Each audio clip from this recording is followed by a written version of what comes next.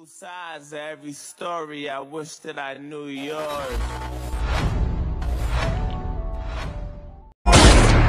This is America. Don't catch you slipping now. Don't catch you slipping now. Look what I'm whipping now. This is America. Don't catch you slipping now. Don't catch you slipping now. Look what I'm whipping.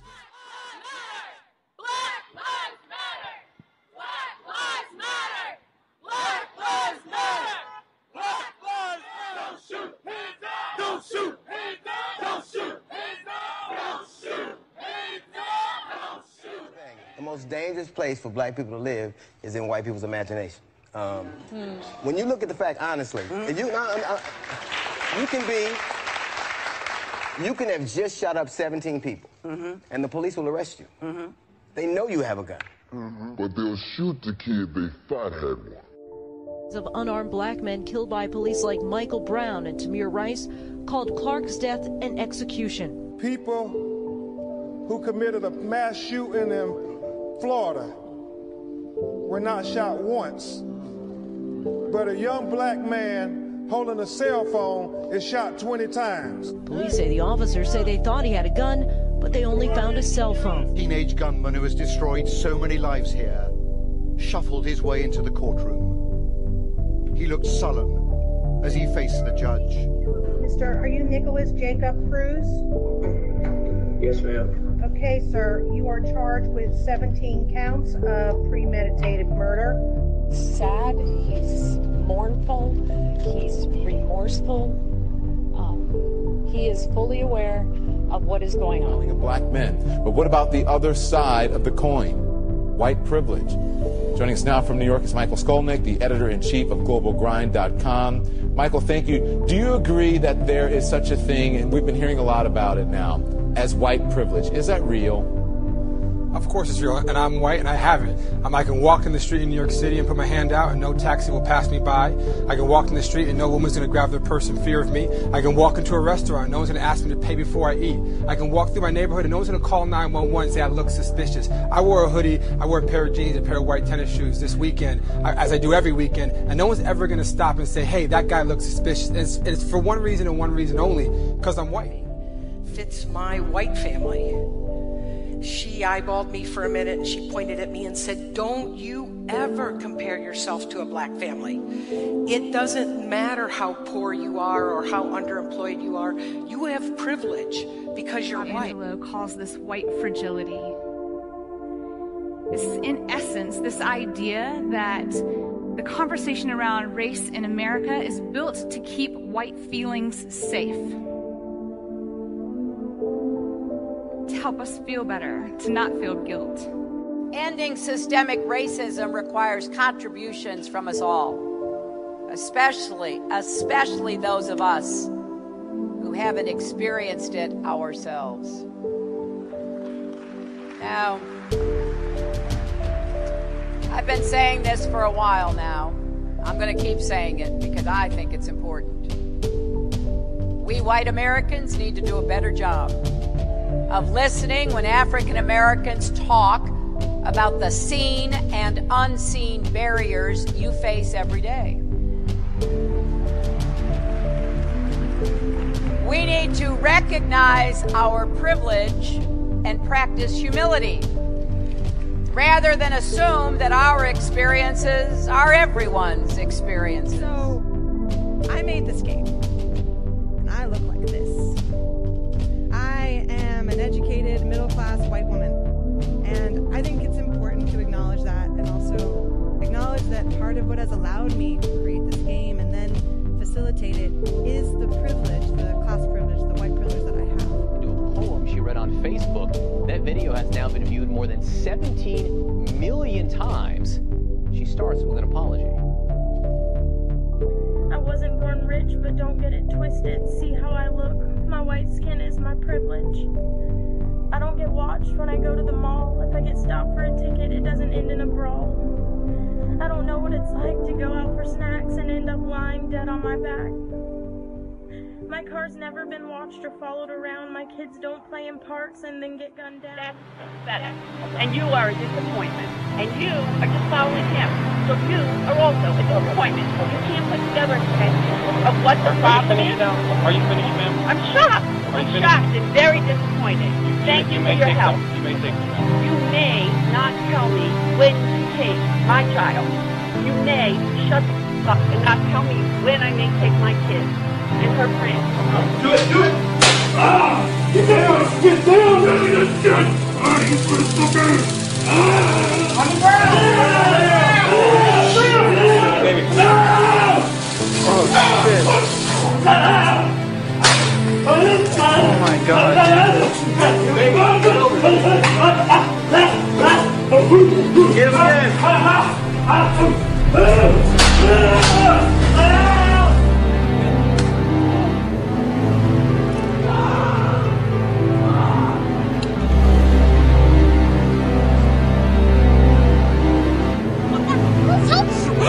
Oh, shit!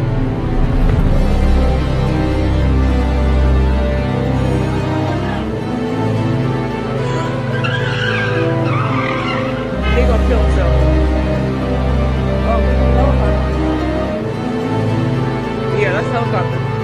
Here they come. Shoot his tires out, dude. Don't let him drive away. Oh, he gonna kill himself. Oh, watch out!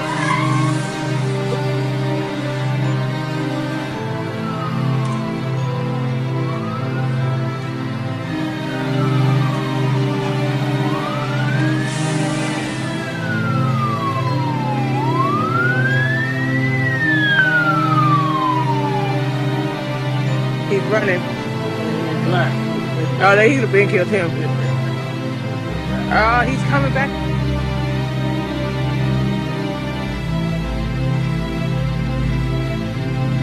After a few moments, Mr. Reed tries to get out of the car, appearing to show both his hands when the officers open fire. At least 6 shots can be heard as Reed fell to the ground.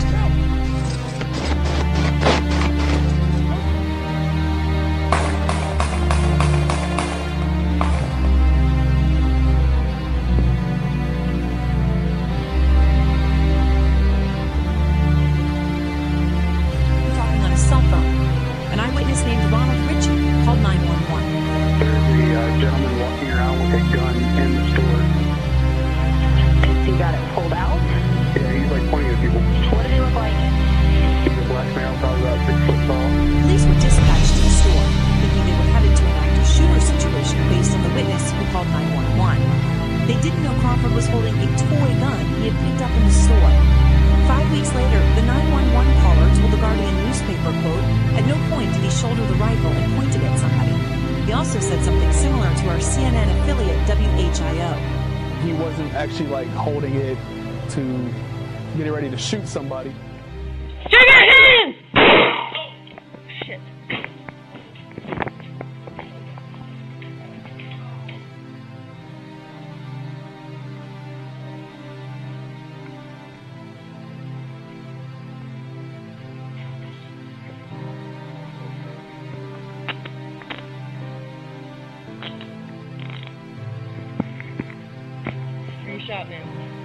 ABC's Gio Benitez has more on this story. Good morning to you, Gio. Amy, good morning to you. That new video taking social media by storm overnight. The unarmed black behavioral therapist shot by police on the streets of Miami. And police say it all started when they got a call about a man threatening suicide. Police in Fort Worth, Texas are defending the actions of 2 officers who shot a man last summer. His lawyers say the man posed no threat to them. Video of the shooting has just been released. Omar Villafranca has details. They told Colley to stop and show his hands. A few seconds later, the officer fired twice, leaving Colley crumpled on the ground. New dash cam video. An Ohio police officer pulling over his daughter's boyfriend. You can get out. We're going to jail. John Kovac now fired. His former department saying he abused his authority. The video from last month obtained by the Chronicle Telegram showing the officer apparently threatening to fabricate charges. Listen, my car. We'll make it up as we go. First, putting the boyfriend into his squad car. Any guns, knives, weed on you? Go ahead, get smart. so I could do something to you, even more. The couple both protesting, saying they're intentionally shot him in the head, correct? Sir, I fired at him because I thought he was going to kill me. You testified that the only thing you'd see was his head, and you fired your weapon. You aimed your weapon and fired it at his head, correct? Yes, because my body was falling backwards, and I was falling low against his driver's door, and I was looking up, and that's the only part of his body I could see. Undershirt that was taken from you on July 19th at University Hospital had writing on it that said Great Smoky Mountains, Tennessee, I believe, correct? Yes, sir. And centered in the middle of that was a Confederate flag, correct? Yes, sir. Okay, and does a Confederate flag mean anything to you? It has no meaning to me, no. What was the purpose of did you have any purpose in putting that particular shirt on that day? I had a certain number of black shirts in my rotation to wear for my summer uniform for UC, and you kind of want to wear older t-shirts because when it's hot out in your vest, you start sweating a lot and your t-shirt gets soaked with sweat. We tased him and he crashed out. Those words come from Mark Bessner. He's the trooper accused of firing his taser from a moving vehicle. It's a violation of department policy. He's 15. Like 5'1". Where's his mom at? That's not good. That's why his crew. What happened? They tased his ass while he was driving, causing him to flip in the back.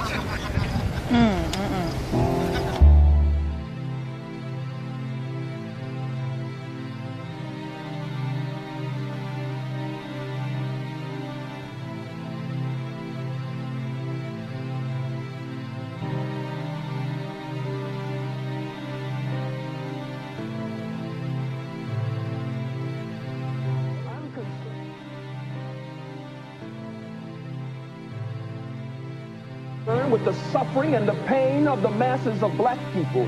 No one wants to pay reparations. The Jews received over $100 billion in reparations and gets $4 billion annually.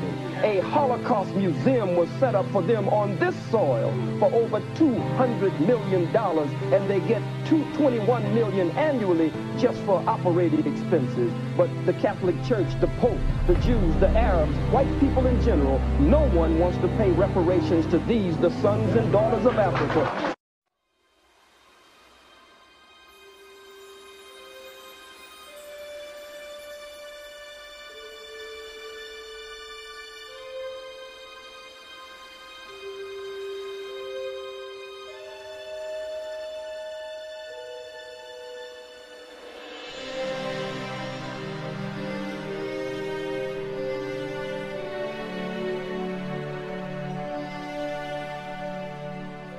You got to recognize that wealth is intergenerationally created. Most people who get rich don't get rich in a lifetime. Oprah, that's once in a while. Bill Gates, that's once in a while.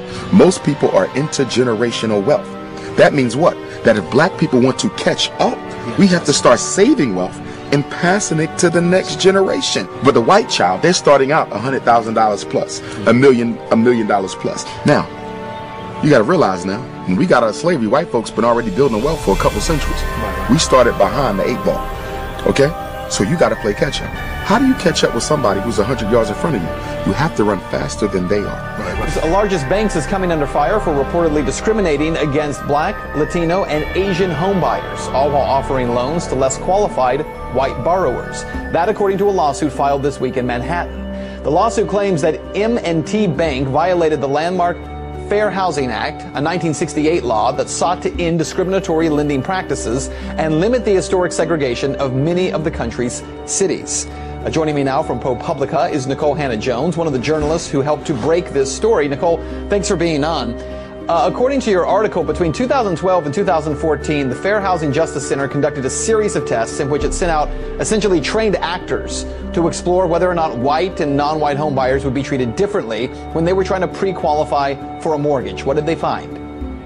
Well, what they found is that they sent in these actors who would have different profiles, and in each case, the white actor presented with a slightly less qualified profile, so lower credit score, less cash on hand, and in each of those cases, the white tester was actually offered either a higher loan amount or a loan that was not offered to the non-white testers.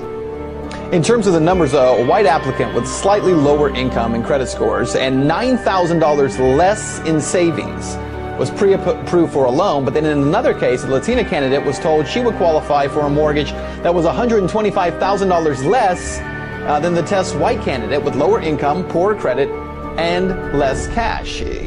When we look at this kind of a story, is this really isolated to this one bank, or do you believe that this is across the board happening within the mortgage industry? Well, I think it's hard to tell what's happening across the board, but what we know is there have been several big lawsuits and settlements brought by the Justice Department looking at lenders, Wells Fargo, Countrywide, and charging those lenders with offering different terms to African American and Latino buyers. So we know that this is happening. How widespread it is, we don't really know. African Americans and Latinos are continuing to be routinely denied conventional mortgage loans at rates far higher than their white counterparts across the country. Reveal based its report on a review of 31 million mortgage records filed with the federal government in 2015 and 2016.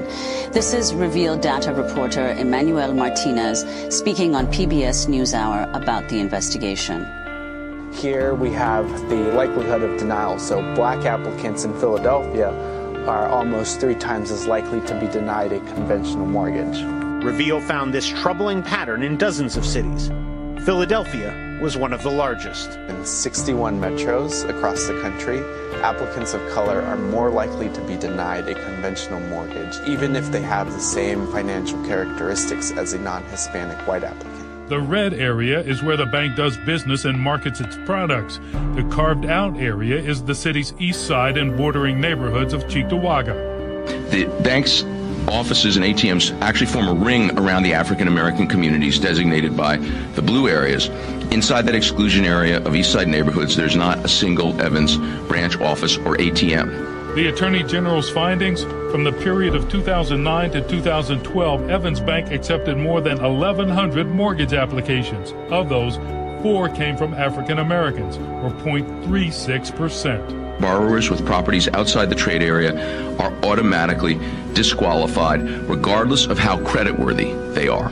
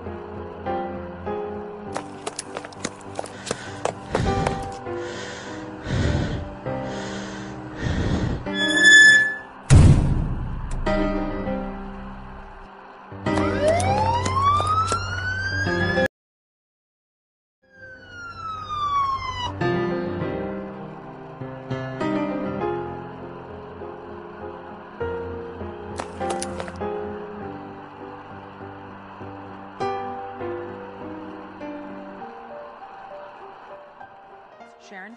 Veronica, the symptoms aren't always apparent. It's a somber reminder that heart disease is the #1 killer in America. Heart disease is the #1 killer in America. Someone dies of a heart attack every 40 seconds. Dr. Arun Raghupati of the Cardiovascular Center of Marin shows a model of a healthy artery on the left, where blood can move freely to the heart, and on the right, what it could look like in a heart attack. A very important time to focus on our health as African Americans. And as I mentioned before, heart disease is the #1 cause of death within this population. African Americans tend to be a little bit more socioeconomically depressed, and obviously that can increase your stress level and that can increase your blood pressure.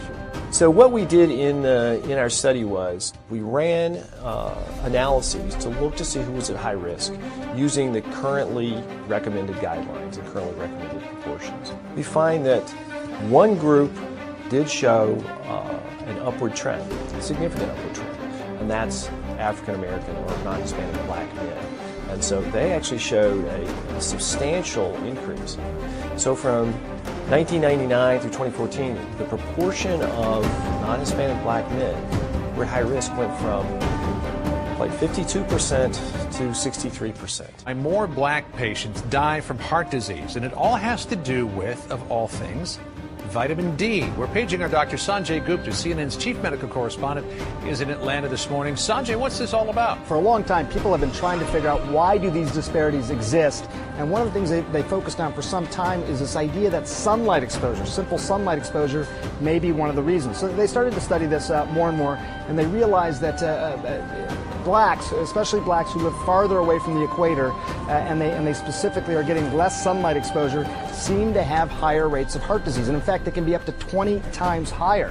So it might just have to do with vitamin D production in the skin. It might simply have to do with how much sunlight they're absorbing across the skin as well. It's an engineering project that would literally touch every living thing on the planet.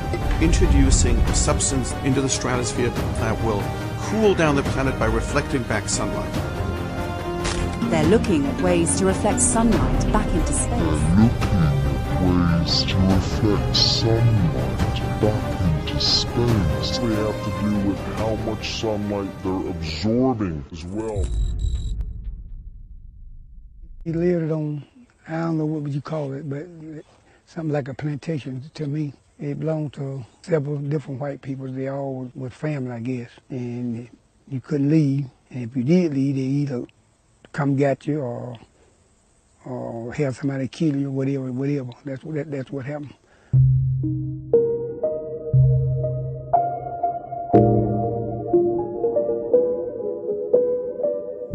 What'd they do to your mother? They just had my mother, the white men. They just do what they want to do with her. And I just wasn't big enough to do nothing. If I would have been, I don't know, probably wouldn't be. And this was in the 1950s or 40s? That was on through the 40s, in the 50s, all through the 50s, and part of the 60s. So what would the repercussions be if you tried to leave or if you tried to refuse what they wanted? Back in them days, it was kind of like you had to do what the white man said or get killed. My daddy's uncle, he made him dig a grave and killed him. They killed him and buried him in his own grave. Jerry Dawson, they killed him. He lived right on the same place we lived on. He left and said he wasn't coming back. They wouldn't got him, brought him back, carried him right down there from his house, killed him. Hung him up in a tree. They hung him? They killed him first, castorized him, and hung him up right from his house where his children, everybody could see him. Were you aware that, this is 1940s, 1950s, that,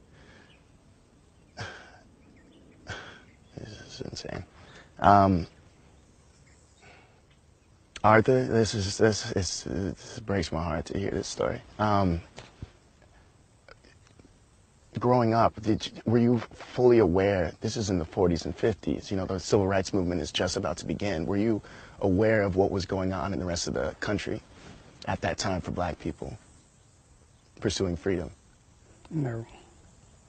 You weren't aware at all that there was any pursuits for freedom in the 40s and 50s for us? No, not really.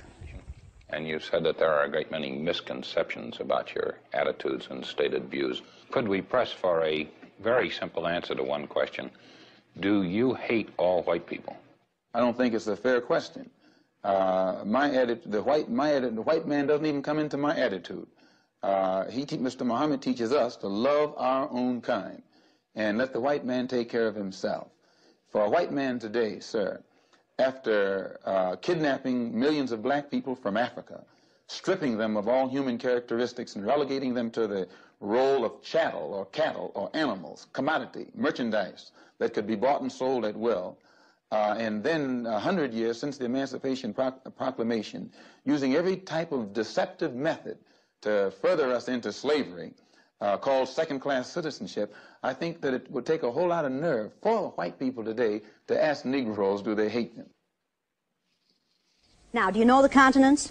Africa, Asia, Australia, Antarctica, Europe, North America, and South America. Did I say Greenland? Well, Greenland isn't a continent, but it's a huge landmass according to this map, right? The map is a flat-out lie, people. If you read the legend on the map, here it says, in fact, South America is actually 9 times larger than Greenland. Now, look at this map. The equator on this map is down here. All the white countries are larger than they should be, and all the countries of people of color are smaller than they should be.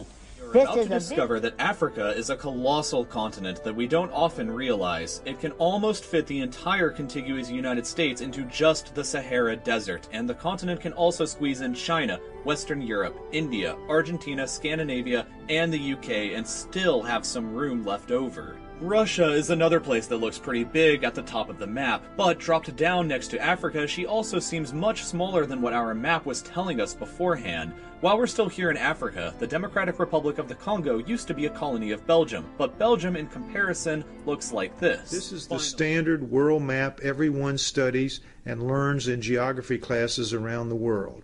It was designed by a Flemish cartographer, Gerhardus Mercator, around 1600. Commissioned by men in Europe when Europe was considered the center of the world. In order to create a two-dimensional map from a three-dimensional globe, there must be a certain amount of distortion. In Mercator's case, he abused that license to distort for the benefit of his European employers. He produced a map with a decidedly European centrist viewpoint and with strongly racist overtones. Europe was shown at its center, which no one would have objected to in 1600. The internet, now we have tools at our hand, and no, you aren't being taught Black American history in schools, but now we can still go out and find that history. It's not like when we grew up and maybe it was buried someplace in the encyclopedia. All you got to do is go type in some words and you can get it right now and understand where you've come from and how special you are. Can I just end with this one thing? These 4 brothers sitting here, we didn't all come from Africa. And there was a there was a country before 1492, and our history goes way beyond 1492. So you can't start us at 1492. We were always here. We were always here. We were always here. America awards her killers, and they get ribbons and stripes and bars. I'm sensitive to the pain and suffering of the loss of life on that train, but I'm one of the rebellious slaves. And so when black people stand up out of pain and suffering and frustration, I understand after 500 years. When a black man stands up to speak for his people, you feel so threatened. Everybody's paranoid. And you talk about it's not segregation. We live in Harlem. We live in Watts. We live in Bedford-Stuyvesant. That's a form of segregation. We walk through Bensonhurst. We get killed. So what are you talking about? The young lady said she's afraid of violence. And isn't it sad that we who have been the victims of so much violence, now whites fear violence from us? We do not have a history of killing white people. White people have a history of killing us. See? And what you fear, may I say this, sir?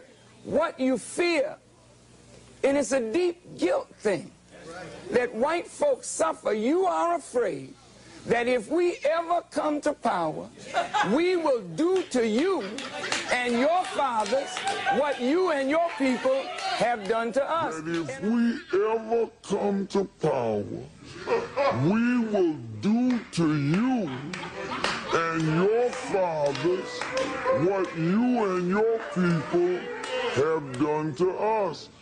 And I think you are judging us by the state of your own mind, and that is not necessarily the mind of black people. Us, upper crust, in God we rust. Use Jesus to be racist, rob land you trust, slave master us. We the sun, you the dust, clean our pus as we rape you with lust, start a fuss? Okay, Civil War us. You fight for us. Emancipation Proclamation, we don't give a fuck. You stay stuck. 40 acres and a mule, don't be a fool. We own the sky, don't look up. No reparation us. Segregation us. Back of that bus. You want rights? Find you in the night, hang you from a tree. Sister, take a picture. Family gathering. But we like the way you sing. We steal your music. You know what makes you feel free? Off you make more money us. You funny to us. Entertain us.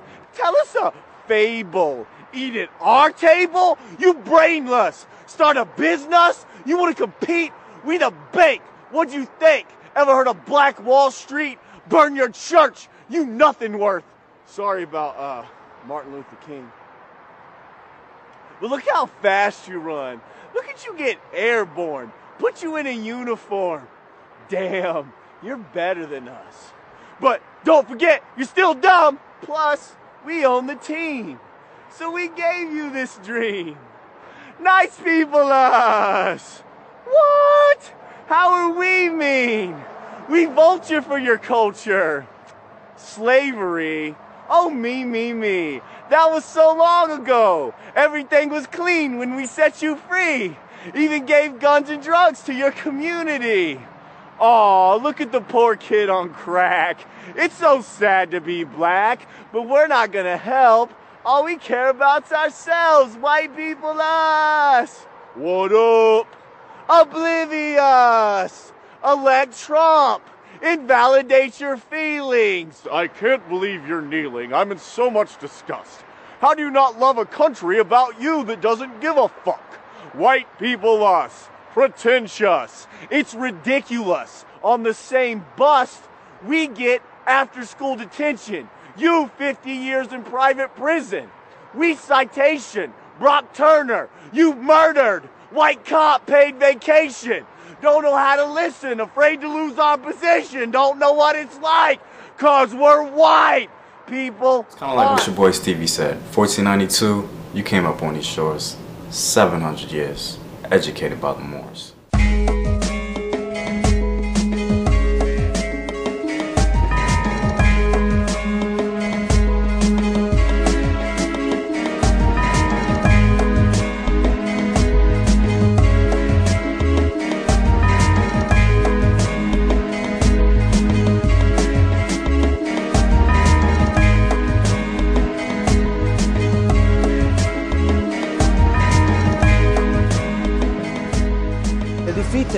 Seldom has history.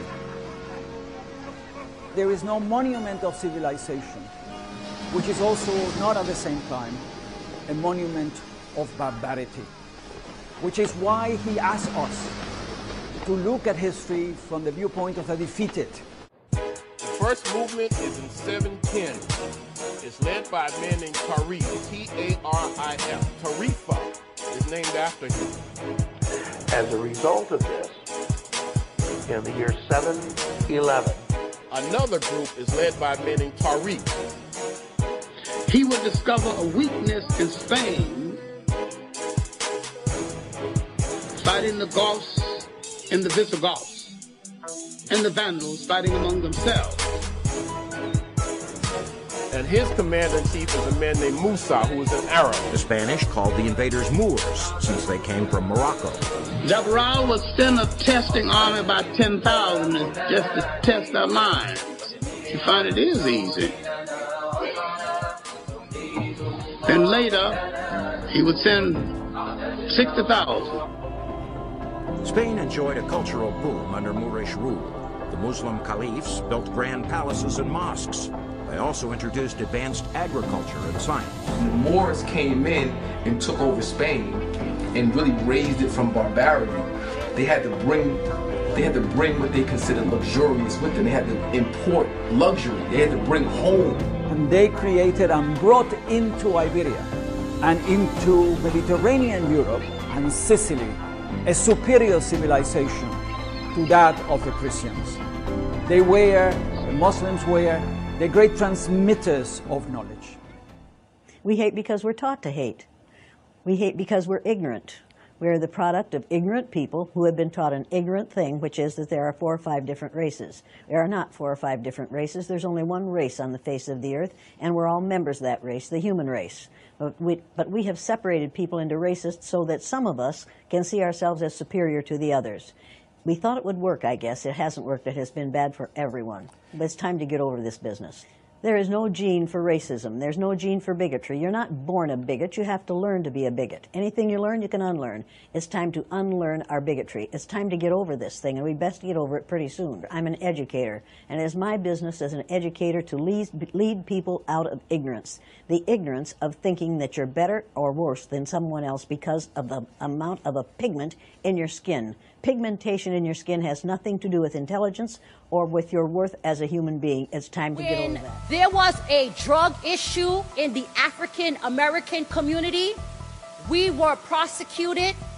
We were put in jail. Children were put in foster care.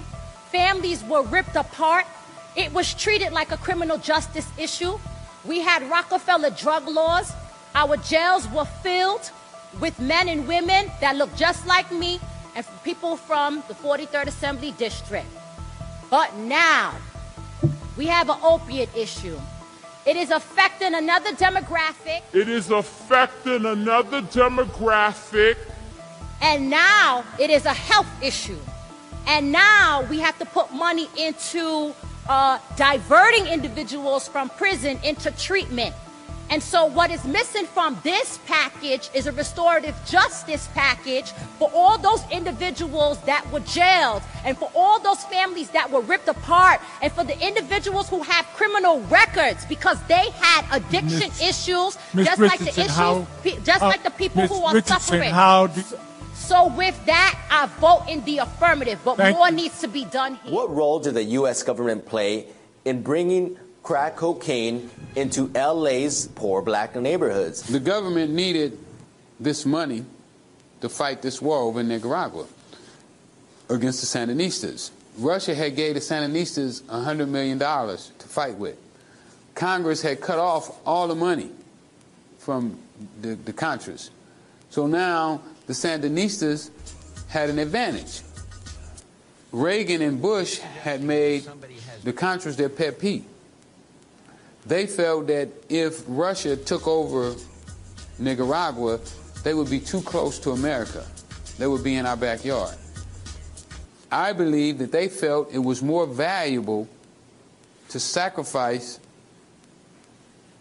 a particular sector of America and a race of people in America in order to save the whole country. I am a former Los Angeles police narcotics detective, and I work South Central Los Angeles, and I will tell you, Director Deutsch, that the agency has dealt drugs throughout this country for a long time.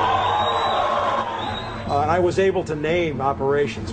Director Deutsch, I will refer you to 3 specific agency operations known as Amadeus, Pegasus, and Watchtower. I have Watchtower documents heavily redacted by the agency. I was personally exposed to CIA operations and recruited by CIA personnel who attempted to recruit me in the late 70s to become involved in protecting agency drug operations in this country. I can remember in the 60s, when people were, really organizing in the black communities and consciousness was out there, and suddenly you had like Superfly, man, this movie called Superfly. Suddenly everybody started straightening their hair, and then these drugs started pouring into the community. And then crack cocaine. This was not done just by chance.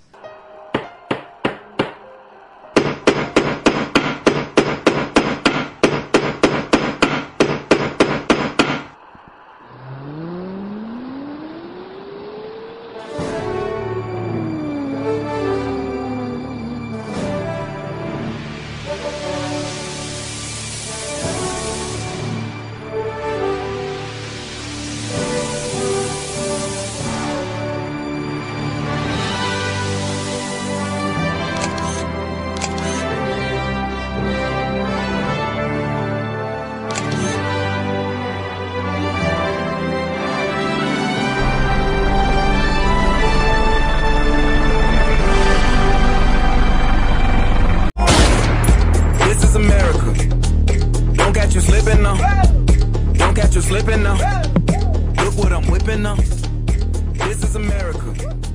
Don't catch you slipping now.